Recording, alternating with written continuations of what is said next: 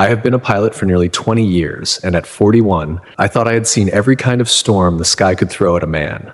My life was measured in flight hours and layovers until 11 days ago. I wasn't in the cockpit that day. I was at home in the suburbs, trying to be a useful husband. Jennifer was inside starting dinner, and I was on a ladder cleaning out the gutters. It was a simple Saturday afternoon. Then the ladder slipped. I remember the rush of air, the hard impact of the driveway, and then a sudden heavy darkness. The darkness didn't last. It wasn't like falling asleep. It was like the power going out in a room, and then a fraction of a second later, a much brighter, much purer light being switched on. But this light didn't come from a bulb or the sun. It didn't cast shadows. It was just there, everywhere at once. I felt my feet leave the ground, or rather, I realized the ground was no longer a requirement for my existence. I was suspended in a space that felt wider than the horizon I see from the flight deck at dawn. There were no walls, no ceiling, no floor. It was a vastness that should have been terrifying for a man who spends his life worrying about gravity and altitude. Yet I felt more stable than I ever had on solid earth. Then, he was there. I didn't see him approach. He didn't walk toward me. It was more like my eyes were finally opened to someone who had been standing there the whole time. Meeting him was like finally reaching the end of a very long, very tiring flight and realizing you are finally truly home. I looked at him, and every flight hour, every stress of the job, every worry about the future just evaporated. He was the definition of peace. If you took all the love you've ever felt from your parents, your spouse, and your children, and you multiplied it by 1,000,000, you wouldn't even be close to the warmth radiating from him. He looked at me with eyes that seemed to see every mistake I'd ever made, every secret I'd ever kept, and yet there was no judgment. There was only an overwhelming sense of being accepted. I felt like a child. I felt like I could finally stop trying to be the captain, stop trying to control the plane, and just be. His presence was like a physical weight, but not a heavy one. It was a weight of kindness. I found myself wanting to laugh and cry at the same time. I felt an honesty coming from him that made the rest of the world look like a blurry reflection. He didn't need to speak for me to understand him. It was as if his heart was simply open to mine, and the first thing he did was show me the world. He didn't show it to me as a map or a globe on a desk. He made me feel the planet as if it were a single living body. He held me there in that weightless space and allowed me to see the Earth through his eyes. To a pilot, the Earth usually looks like a beautiful, silent puzzle of lights and clouds. But what he showed me was a world that was shaking from the inside out. It was as if the Earth was a great ship, and every engine was running at redline capacity, vibrating until the bolts were starting to rattle loose. He showed me the atmosphere first. As a pilot, I know the air. I know how it behaves. But he showed me the air as if it were a giant, invisible ocean that had become thick and heavy. He showed me the great currents of wind that circle our world, the jet streams that I use every day to get my passengers from one coast to the other. In the vision, these winds looked like frayed ropes. They weren't flowing in smooth, predictable lines anymore. They were looping and snapping, dragging freezing air down to places that should be warm and pulling tropical heat up into the far north. The seasons have forgotten their names, he told me. His voice didn't ring in my ears. It vibrated in the very center of my soul. It was a voice of pure authority, yet it was softer than a whisper. He showed me a vision of a forest in the early spring. I could see the tiny buds on the trees trying to open, fooled by a week of intense, unnatural heat. I could feel the sap rising, the life of the tree rushing upward because the air felt like midsummer. But then he showed me the wind snapping back. A wall of Arctic air came crashing down, not because it was the right time, but because the ropes of the wind were so loose. I saw those tiny buds freeze and turn black in a single night. I saw the birds that had flown north too early, exhausted and shivering, finding no food because the rhythm of the world was out of sync. It was a vision of deep confusion. He showed me that the Earth is like a clock where the gears have started to slip. One gear is turning too fast, another is stuck, and the whole machine is groaning under the pressure. He made me feel the soil beneath the surface. It was thirsty. I saw vast stretches of farmland where the ground was cracked like a broken mirror. The moisture was being sucked out of the earth by a sun that felt more intense, more aggressive than I ever remembered. Then, the vision shifted to the water. He showed me the great oceans, and instead of the cool, deep blue I see from my cockpit window, I saw them glowing with a strange, trapped heat. It was like looking at a pot of water just before it starts to boil, the way the surface shimmers and tiny bubbles begin to form at the bottom. He showed me that this heat was like a fuel. The oceans were loading the air with more water than the atmosphere was ever designed to hold.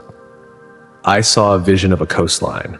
I didn't know which one, but it felt familiar. I saw the clouds gathering, but they weren't the normal thunderstorms I navigate around. These were monsters. They looked like mountains of black smoke, reaching up so high they seemed to touch the edge of space. I saw them drink from the warm ocean and then move over the land. When they opened up, it wasn't rain. It was a deluge. It was as if a dam had broken in the sky. I saw small towns where the streets became rivers in minutes. I saw people standing on their roofs, looking at the sky with a look of total shock. It wasn't the kind of flood you prepare for with sandbags. It was the kind of flood that changes the map. He made me feel the fear of those people, but he also kept me wrapped in his peace so that I wouldn't be overwhelmed. He wanted me to see the reality without being consumed by the terror of it. They see the rain, he said, but they do not see the reason. They think it is a coincidence of the clouds. They think if they wait long enough, the old world will return. But the old world is gone, Christopher. The balance has been tipped, and the weight of 1,000 years of choices is now leaning against the door. He showed me a vision of a great mountain range. I saw the snow melting, not slowly as it does in the spring, but in great, violent sheets. The water roared down the mountainsides, carrying trees and boulders, wiping out roads that had been there for a century. I saw the reservoirs and the dams struggling to hold it all.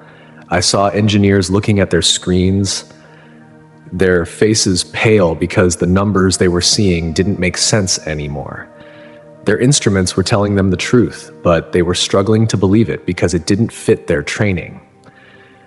This part of the vision hit me hard as a pilot. I thought about the times I've seen a warning light on my panel, and my first instinct was to think the sensor was broken, rather than believing the engine was actually failing.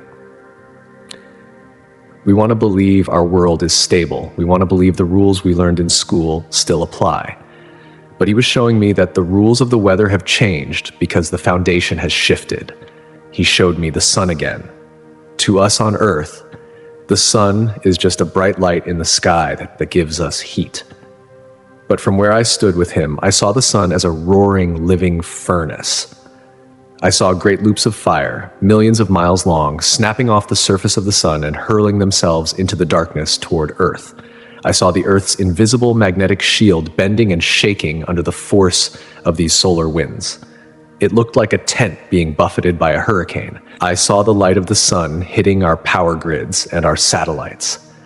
I saw a vision of a city at night, a beautiful carpet of electric lights, the kind I love to see when I'm coming in for a landing at O'Hare or LAX.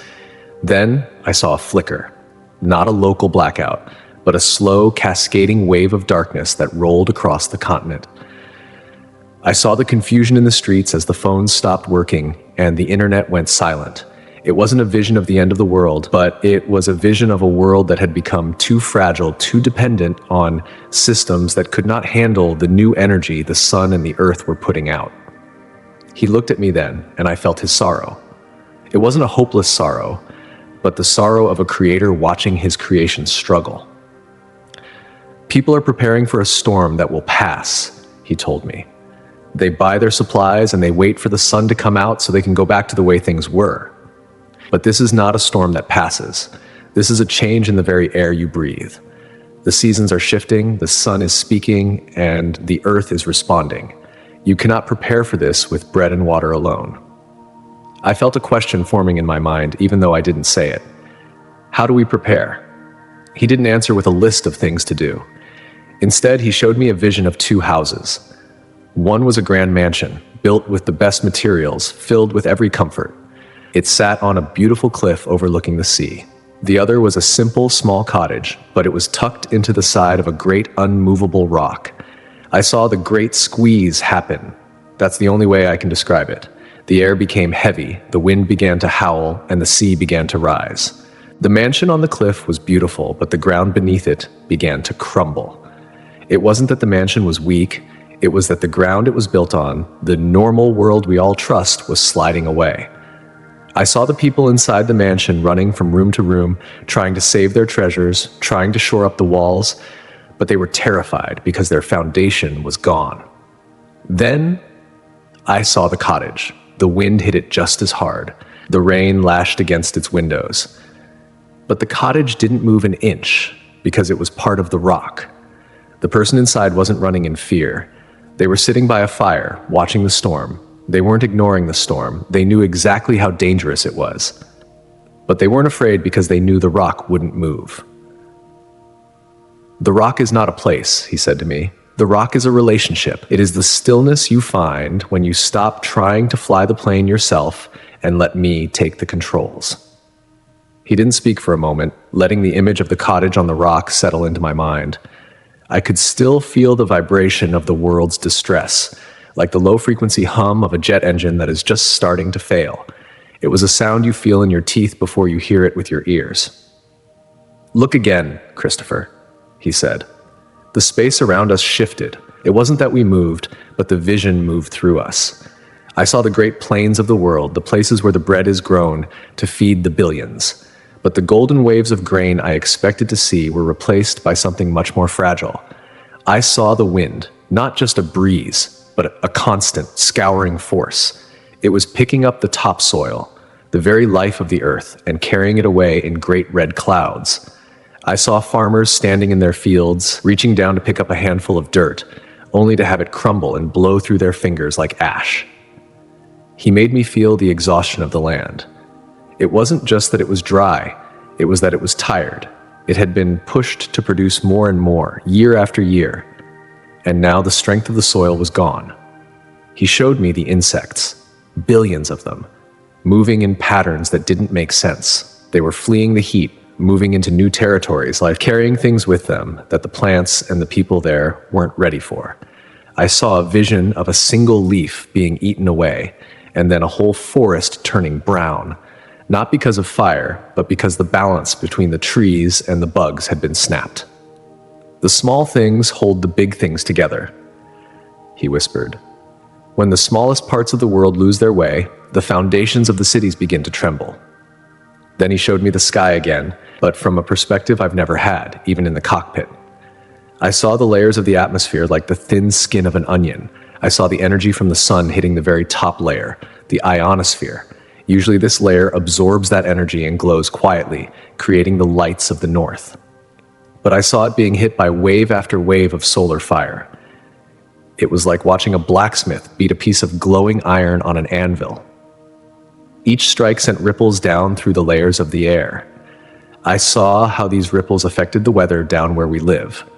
It was like a giant hand reaching down and stirring a bowl of soup. The heat from the sun was mixing with heat from the oceans, and the result was a kind of weather that has no name in our history books. He showed me a vision of a night that should have been calm.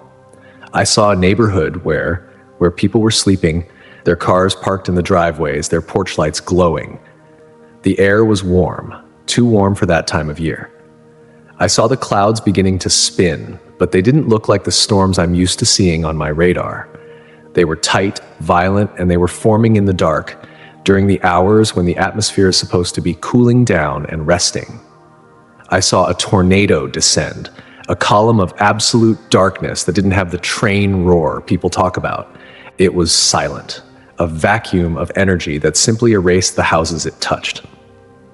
I saw the warning systems. I saw the sirens spinning, but the sound was being swallowed by the wind.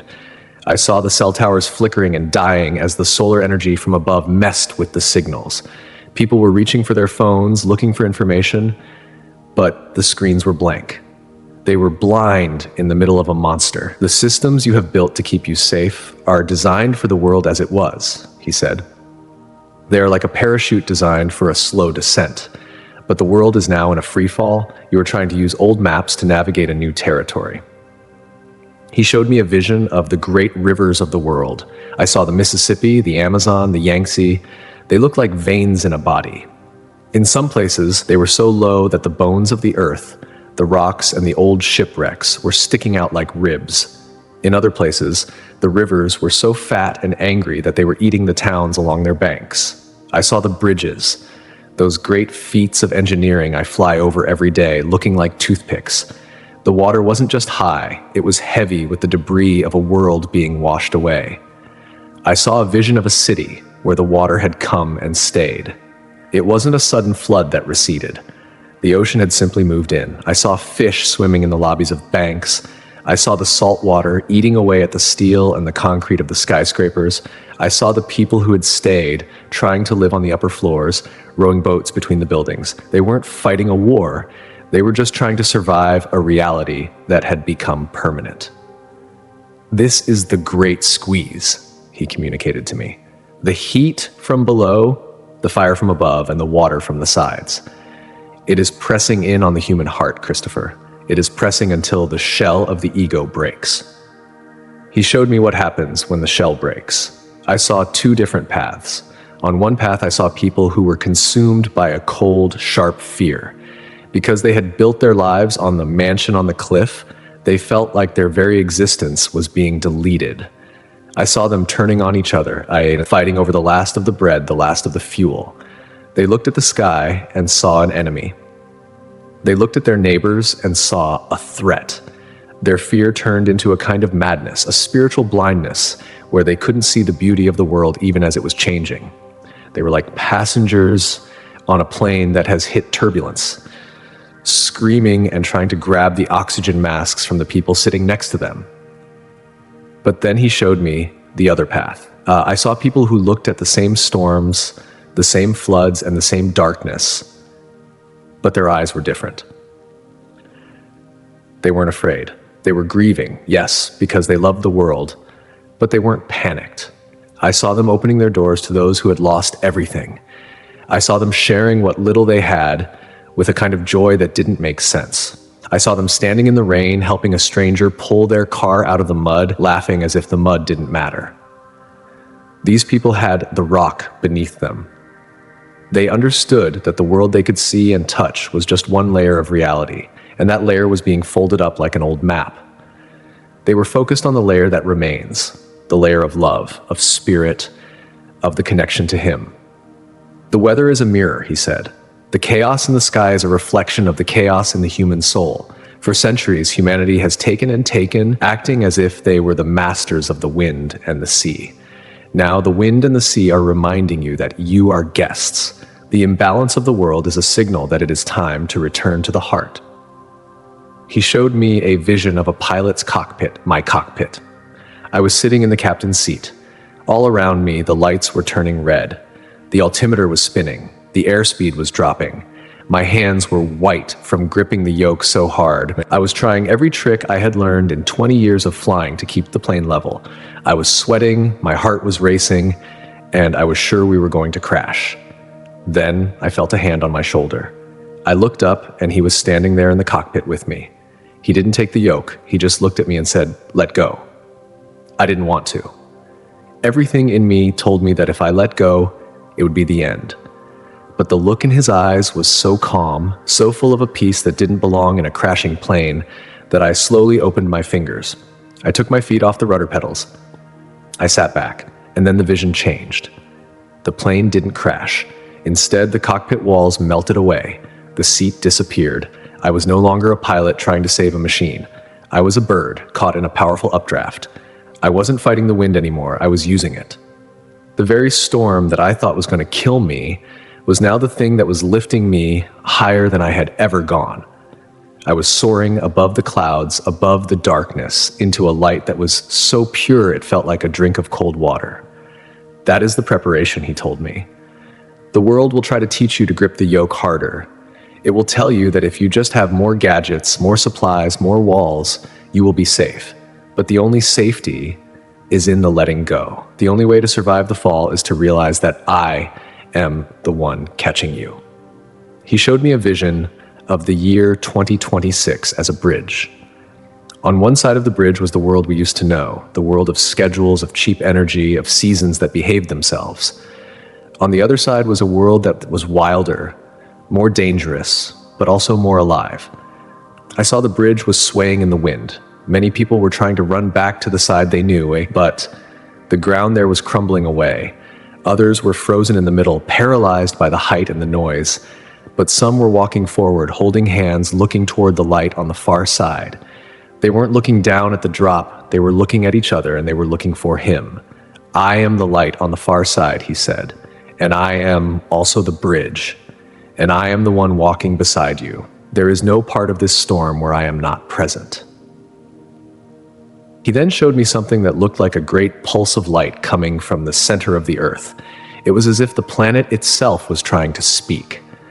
I saw the animals, the whales in the deep ocean, the elephants in the forest, the birds in the air, all stopping at once. They felt it. They knew the signal. Only the humans were too busy, too distracted by their own noise to hear the earth's heart beating. I saw a vision of a man in a high-rise office shouting into a phone about money, while right outside his window, the birds were lining up on the ledge, preparing for a journey they didn't yet understand. The man was successful by every standard of the world, but he was the most vulnerable person in the building because he had lost his connection to the rhythm of life. He watched me as these visions of the world's struggle flowed through me. There was no hurry in his presence, even though the visions themselves felt urgent. It was the way a doctor remains calm while the emergency room is in chaos around him. His calm was the only thing keeping me from falling apart. Christopher, he said, and I felt the weight of the whole world in that one word. I want to show you the deep places. The vision shifted again. We were no longer looking at the sky or the surface of the land. We were deep under the ocean, in the dark, cold places where no light ever reaches. But in this state, I could see everything. I saw the great conveyor belt of the ocean, the massive currents that move warm water to the north and cold water to the south. To a pilot, these are like the jet streams of the sea. They keep the world's temperature stable. But I saw them slowing down. It was like a heart that was struggling to pump blood because the blood had become too thin or too thick. The fresh water from the melting ice in the north was pouring into the salt water, and it was changing the weight of the ocean itself. I saw the great fish and the creatures of the deep moving in confusion, lost because of the roads they had traveled for thousands of years were disappearing. When the deep places stop moving, he told me, the surface of the world begins to burn. Everything is connected. You cannot bruise one part of the world without the whole body feeling the pain. He showed me a vision of the Arctic. I saw the ice, but it wasn't the solid white shield I've seen from my cockpit on those long flights to Europe. It looked like a piece of lace, full of holes, fragile and gray. I saw the heat rising off the dark water that was now exposed to the sun. That heat was rising up and pushing against the cold air, creating those jagged loops in the wind I had seen earlier. Then he showed me the 4 astronauts. I saw them in a small capsule, strapped into their seats, sitting on top of a massive rocket. I saw the fire and the smoke as they left the ground. As they climbed, they passed through the very storms I had just seen, the tornadoes in the plains and the floods in the east. From their windows, the world looked like a battlefield of clouds. But then they broke through. They reached that place where the blue of the sky turns into the black of space. I saw them look back at the earth. From that distance, the floods were invisible. The fires were just tiny specks of orange. The 300 weather warnings blanketing the country couldn't be heard. All they saw was a small, round, blue marble hanging in the middle of nothing. It looked so quiet. It looked so peaceful. It looked so small. This is the truth of the world, he said. It is both things at once. It is a place of great noise and struggle, and is a place of perfect beauty and order.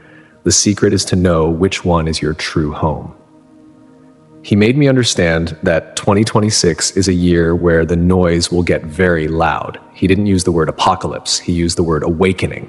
He said that when a person is in a very deep sleep and a fire starts in the house, the person who loves them doesn't whisper. They shout, they shake them, they might even throw water on them. It feels violent and it feels unloving to the person who was having a nice dream, but it is actually the highest form of love. The world is having a dream that it can live without its heart, he told me. The shaking you see, the heat, the wind, the sun, is the sound of the alarm clock. It is not meant to destroy. It is meant to wake you up before the house is lost. He showed me a vision of a city during a massive power outage. The lights were off, the cars were still, and the screens were dark. At first, there was a lot of shouting and fear. But then, as the minutes passed, something changed. Because the streetlights were out, people started to look up. For the first time in their lives, they saw the stars. They saw the Milky Way stretching across the sky like a river of milk. They saw the vastness of the universe, and they realized how small their worries were. They started to come out of their houses and talk to their neighbors. They started to share candles and stories. The darkness is not always an enemy, he said. Sometimes it is the only way I can get you to see the light. He showed me that the most dangerous thing in 2026 is not the weather. It is alert fatigue. I know this as a pilot. If a warning bell rings in the cockpit every 5 minutes for no reason, eventually the pilot stops listening. He showed me that there will be so many warnings, so many red alerts on the news and on the phones that people will start to go numb. They will stop caring. They will turn off their hearts just to survive the day. That is when you must be the most awake, he told me. The work of this year is not survival work. It is attention work. It is the work of keeping your heart soft when the world is getting hard. It is the work of being a person who can see the stars even when the power is out. He asked me what I had learned from 20 years in the sky. I thought about the thousands of hours I've spent looking at the instruments, trusting the numbers, trusting the horizon. I realized that the most important thing I had learned wasn't how to fly, but how to stay calm when the instruments told me something I didn't want to hear. He smiled, and that smile was like the sun coming out after a week of rain. Exactly, he said. The instruments are all reading correctly. The earth is telling you the truth. The sun is telling you the truth. The question is not whether the world is changing. It is whether you have the courage to believe the signals and change with it. He showed me a final vision of the cottage on the rock. The storm was still there. The wind was still howling. But the person inside wasn't just sitting by the fire anymore. They were standing at the door with a lantern, looking out into the dark. They were waiting for anyone who was lost, anyone who was stumbling in the mud, to show them the way to the rock. "You are going back now, Christopher," he said. I felt a sudden pull, like the feeling in your stomach when a plane drops 1,000 feet in clear air turbulence. I didn't want to go. I wanted to stay in that weightless peace where the love was so thick I could breathe it. But I knew I had a message to carry. I knew I had to tell people that the red lights on the dashboard weren't broken. Tell them not to be afraid. His voice was the last thing I heard. Tell them that fear is a choice, but love is a foundation. If they stand on the love, the wind cannot move them. Then came the pain. It hit me like a physical wall. I felt the weight of my body again.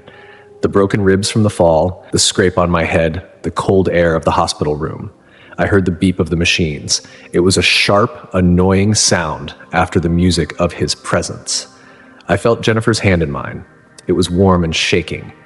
I tried to speak, but my throat was dry. I just squeezed her hand back as hard as I could. I've been home for a few days now. I look at the sky differently. When I see a storm cloud on the horizon, I don't just think about flight paths and fuel consumption. I think about the great squeeze and the message I was given. I look at the trees and the birds, and I feel the rhythm of the world trying to find its way back to the heart. I'm just a guy who flies planes. I'm not a preacher. But I died on a Saturday in March, and I met the one who holds the wind in his hands. He told me to tell you, pay attention. Don't let the noise of the world drown out the signal. The storm is here, but you don't have to be lost in it. You just have to change who you are trusting to fly the plane.